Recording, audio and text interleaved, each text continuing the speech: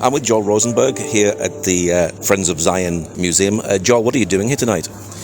Well, I've been invited by the Prime Minister's office, the government press office, to interview these families. They've got representatives of families whose families were taken hostage on October 7th. Some have been released and are dealing with the processing of that, but others, their families are still in Gaza, and 115 days at this point, and they're just living through hell. And so this is an opportunity to just sit with them and ask them, how they're doing, what the stories that some foreign journalists don't know these stories at all, because there's been so many of them, 240 hostages at the beginning.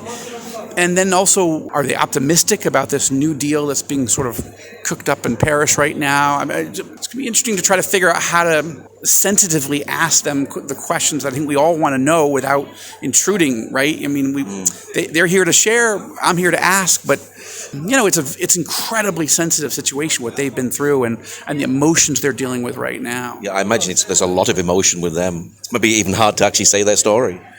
Yeah, I think they're exhausted. It's 115 days. We're 4 months in, and they just don't know. They don't even know if their relatives are alive, right? They just don't know. And there's, with the Bibas families, for example, we're going to talk to the aunt of the two youngest hostages, right? Now, one of them is 4 years old. One of them just turned 1. Wow. Kafir Bibas is 1 year old. He was taken captive when he was 9 months. He was still on a bottle, right? We don't know anything about them. And so them having a chance to talk to foreign media, in my case, as an evangelical Israeli, with TBN, Trinity Broadcasting Network, the America's most watched Christian television network. It's interesting, right? Because Christians are very, very interested, very, very concerned, prayerful, but they don't know all of these stories. Even not every Israeli. There's a few. I would say the Bibas family is probably the most famous. Maybe Noah's family, she was on the motorcycle, taken captive. Her mother now, Chinese, who's dying of stage 4 cancer. She's not here tonight, but I'm saying there's some stories that have become super famous. Not just in Israel, but worldwide. But most of these people, I think most of us don't really know their stories, and it's really important that their stories get told. Have you actually been down to the terrorist attack site at all and seen the destruction of what happened there? I have in a number of different ways, both as a journalist taking our film crew, Sderot, to Ofakim, to Nahal Oz, to Kfar Aza, walking through these blood-stained living rooms, right, kitchens, bedrooms, pockmarked with hundreds of bullet holes, scorched from Hamas terrorists setting these people's homes on fire. We're going to talk to a family tonight who they only survived because the Hamas set their home on fire, and they decided rather than trying to stay in the safe room, they were going to have to get out. And if they were just shot, at least they would die instantly and they wouldn't burn to death. But then they were taken captive.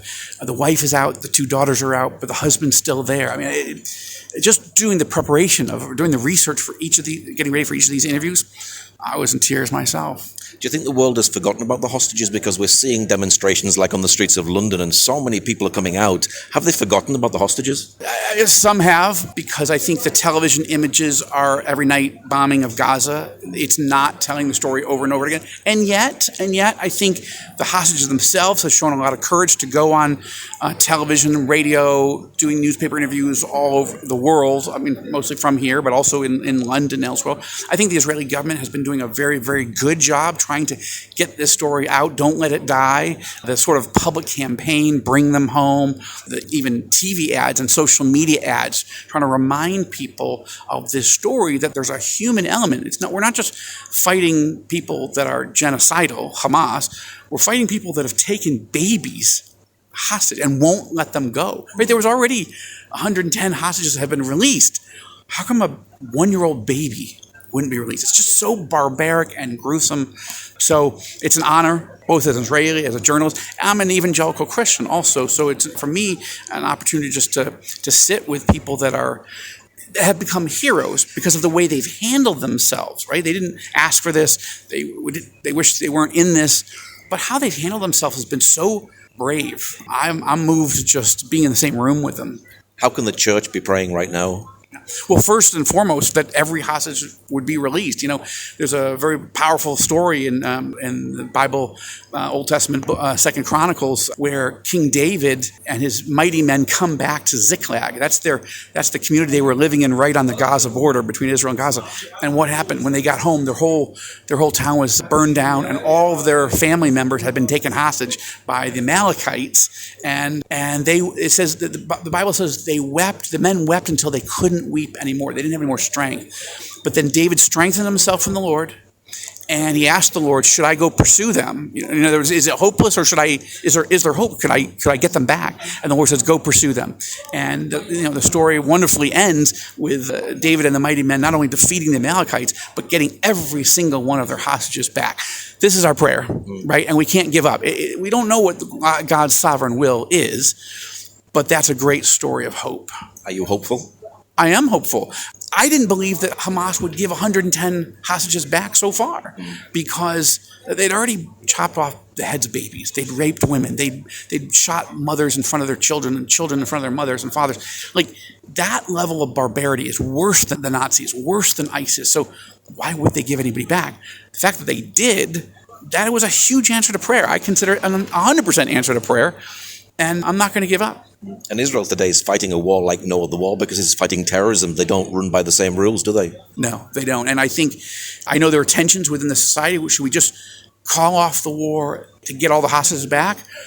Or do we have to keep fighting in order to, A, defeat Hamas, and put pressure on Hamas in order to feel like they need to give up more? And I think the pressure is working. Is it coming at a huge cost? Yes, it is, for Israelis and Palestinian civilians.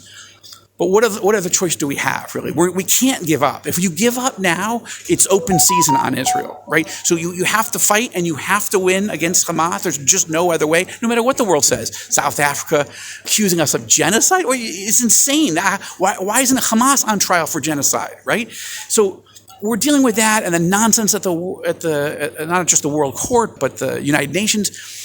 But we don't give up hope, because God is the God who sees these people. He sees them in these tunnels, and both the enemy and these innocents. And we're going to keep praying, and we're going to keep fighting. And if we can get a deal, like if Israel can get a deal to get all the hostages back for a pause, I'll take it. We all would, I think. Well, we're going to hear from the people tonight who have the most at stake. What type of deal do they want? Or are they hopeful? But I think Christians have to stand with them and help them be hopeful that if you don't believe in God, it's tough to have hope, because this is all random. It doesn't really matter. There's nobody who's supernatural who can help us. But if you believe that your best friend is Superman, it's not a movie. It's not a Marvel movie. It's not a DC comic movie. There's a God of Israel. There's a God who is the Shomer Israel. He's the guardian of Israel. If you believe that, and it's true, it has to be true. If you believe it and it's not true, it's ridiculous. But if you believe it and it is true, then you have a supernatural force that can do for the hostage family today what he did for David and his family 3,000 years ago. It's probably going to be difficult for you tonight as well, because you can get emotional listening to stories. Yeah, I need to not completely lose it in front of them. That's not my job tonight, but it will be a battle.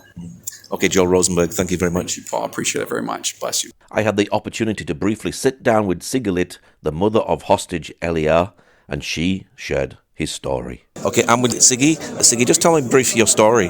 I have a boy called Elia. He's 26 years old. I have 3 daughters after him. He's the first one. He goes to the party with his girlfriend Ziv. And at 6:30 a.m. they heard an alarm, and then they ran to a shelter in Kibbutz Re'im. They wait for the police to come, and nobody came. And after an hour, they heard 2 vans come with a loud music in Arabic, and they go into this shelter. In this shelter was 29 people, and they threw a RPG there and do a live fire. Most of the people there are murdered.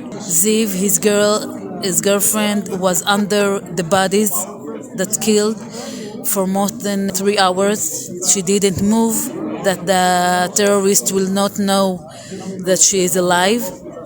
And Eliyahu was get a bullet in his leg and fell on the bodies and screamed. and the terrorists came and took him to the van and to Gaza. And at 10 o'clock in the morning, we get a picture of Elia that in Arabic say that Israeli prison is in Gaza. Have you heard at all from your son? No. No. 115 days they didn't hear from him, and they don't know nothing about him. So we want the Christian community to pray for your son. Tell us what his name is so that we can pray for him. Okay. His name is Elia, and my name is Sigalit. So you need to pray Elia, the son of Sigalit. Pray for him that he will come back soon and come healthy and alive.